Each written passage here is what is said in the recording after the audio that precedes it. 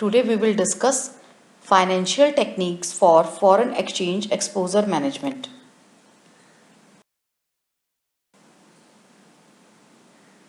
Financial techniques for foreign exchange exposure management includes currency derivatives, leading and lagging, netting, matching, forfeiting, pricing decision, choice of currency invoicing, currency risk sharing, debt denomination, money market hedge, foreign currency advances, and asset liability management.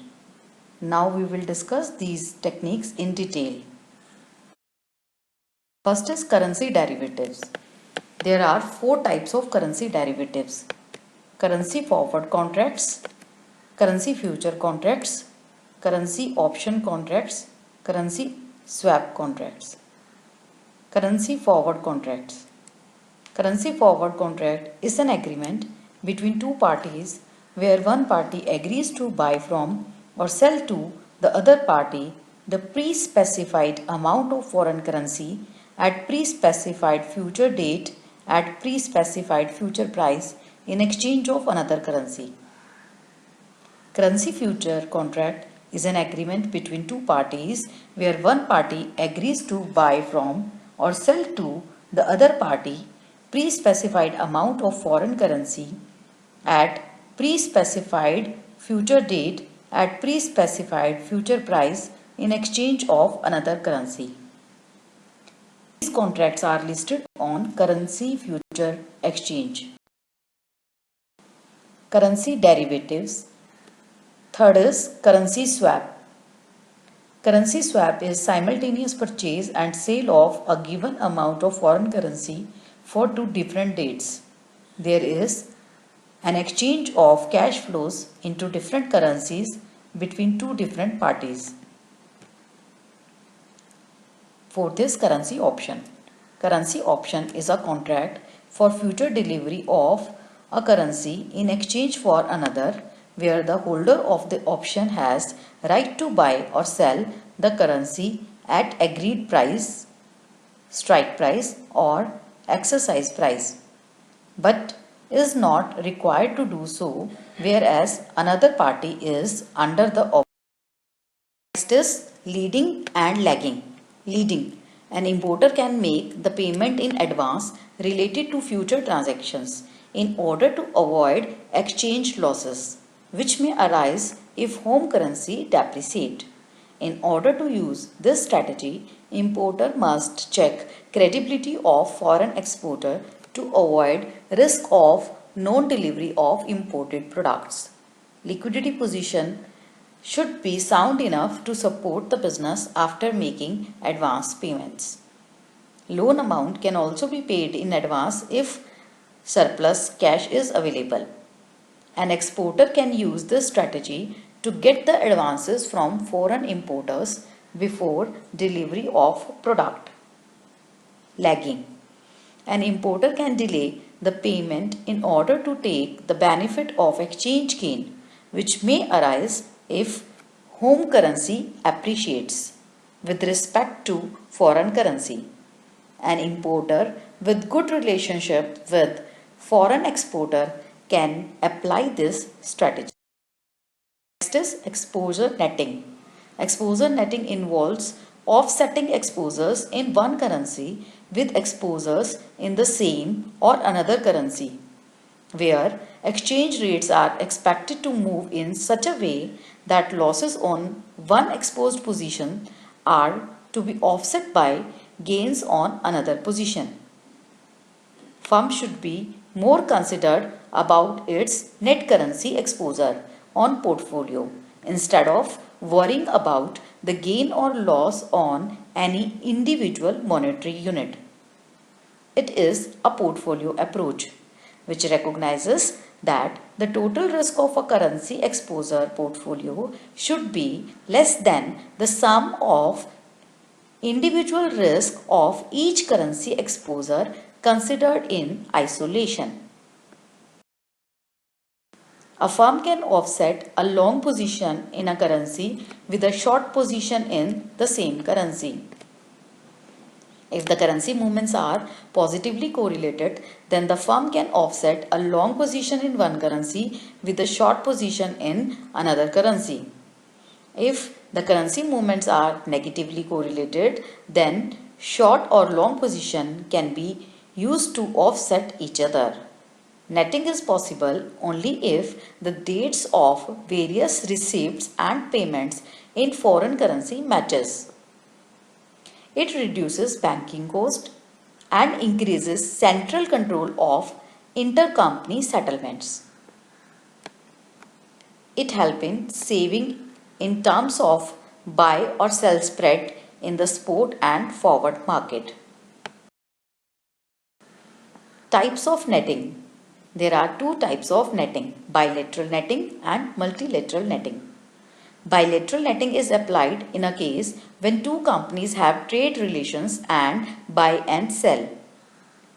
Multilateral netting is applied when there are numerous internal foreign currency transactions among the various groups of same company. It simplifies the fund flow because only net amount is transferred to the members of the group. It is used only for intercompany flows arising out of groups, receipts and payments of an MNC. Next is matching. Matching is a technique whereby a company matches its foreign currency inflows and outflows and their timings. It helps the company in using its foreign currency receipts for making payments in that currency.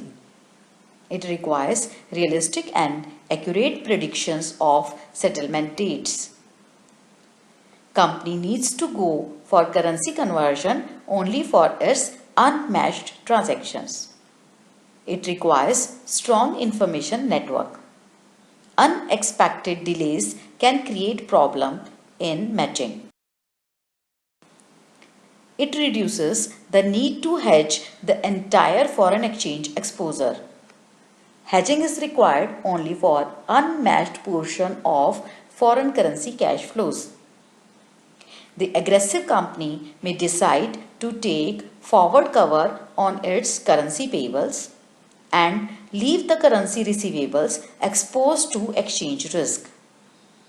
If forward rate looks cheaper than the expected spot rate. Matching applies to both third party as well as intercompany cash flows. It can be used by the exporters, importers as well as the multinational company. Forfeiting. Forfeiting means surrendering the right to something. Exporter can hedge against volatile foreign exchange rates with the help of forfeiting. It means getting the cash realized for the transaction which is reduced by agreed discount. Steps in forfeiting. Exporter sells goods to importer. Importer's bank take the guarantee of importer for payment where importer issues a promissory note to the exporter.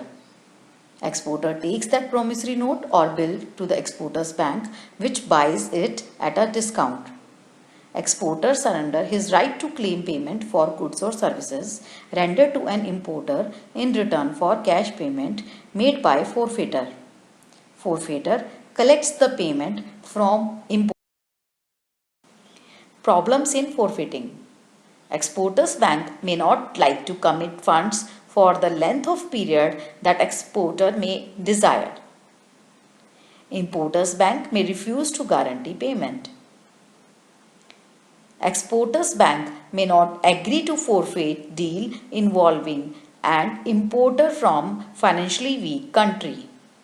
However, the advantages of forfeiting outweigh its disadvantages. Next is pricing decision. The firm can use different pricing policies for its overseas exports. Instead of using spot rate into the consideration, firm should decide its price by using forward rates. This policy is based on the rule that value of rupee received today is not equal to the value of rupee received tomorrow. In case of subsequent of payment to be received at several points in time, the foreign currency price should be weighted average of forward rates for delivery on those dates. Another way for companies to protect themselves against exchange risk is to increase selling price to offset the adverse effect of exchange rate fluctuations. Selling price requires the analysis of competitive situation, customer credibility, price control, and internal delays. Currency of invoicing. Companies engaged in exporting or importing can also follow the policy of pricing its exports in terms of national currency and making all its payment in home currency. Firm may also opt to select a currency whose fluctuations are less erratic than those of home currency for the purpose of invoicing. Exporters can also use any strong or hard currency like euro for invoicing. Importers should use a weak or soft currency for invoicing their international trade. Next is currency risk sharing. Currency risk sharing is a technique where a customized hedge contract is included in the basic trade agreement. It is just like a pricing adjustment. In this method, a neutral zone is decided in advance, which represents the currency range in which the risk is not shared. When the exchange rate moves unfavorably beyond this neutral zone, the contract's rupee value changes as per predefined terms, and total burden of risk is shared by both of the parties. Next is debt denomination. A given exchange rate change has a different effect on the return of non-contractual assets than on contractual liabilities. A firm with a portfolio consisting of assets with contractual returns can hedge its value in nominal terms using debt denomination. A firm whose assets yield for the most part non-contractual returns cannot hedge its exchange risk perfectly by the way of appropriate debt denomination. It is a reasonably small residual exchange risk policy. It is lowest cost hedging policy. Steps in debt denomination policy. Estimation of planning horizon as determined by reaction period. Determination of expected future spot rate. Estimation of expected revenue and cost stream given the expected spot rate. Estimation of effect on revenue and expenses stream of unexpected exchange rate changes. Choice of appropriate currency for debt denomination. Estimation of necessary amount of foreign currency debt. Determination of average interest period of debt.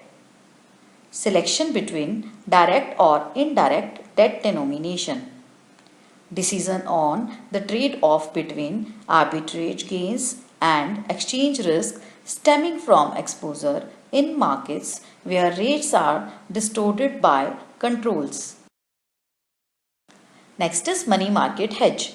It involves simultaneous borrowing and lending activities in two different currencies to lock in rupee value of future foreign currency cash flows.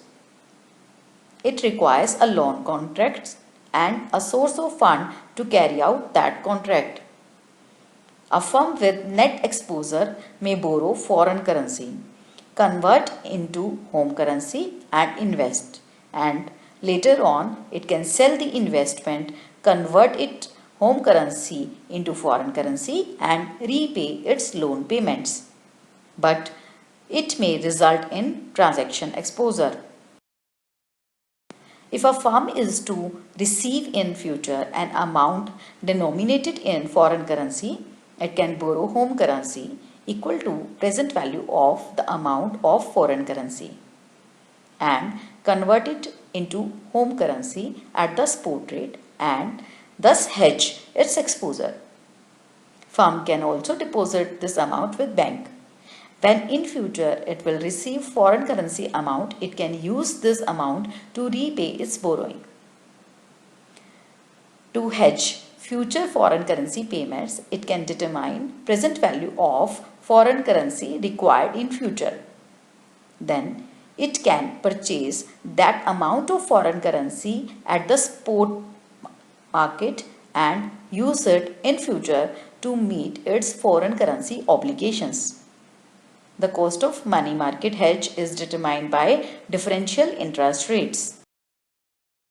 Next is foreign currency advances. An exporter or importer can take advances to protect him against unfavorable exchange rate movements. Exporter can surrender the foreign exchange to the bank at the spot rate and receive rupee in advance. Advances in foreign currency are even more beneficial for exporters if the rate of interest on foreign currency happens to be lower than that on credit in. Next is asset liability management. Funds adjustments involve altering either the amount or the currencies or both of the planned cash flows of parent or its subsidiaries to reduce the firm's local currency accounting exposure. If a local currency devaluation is anticipated, exports are priced in hard currencies and imports are priced in local currency. Investing in hard currency securities and replacing hard currency borrowings with local currency loans. It is a defensive approach whereby a firm tries to increase its exposed cash inflows denominated in currencies expected to be strong or increases cash outflows denominated in weak currencies. Firm also tries to reduce exposed borrowings and trade creditors in strong currencies and reducing cash debtors and loan receivables in weak currencies.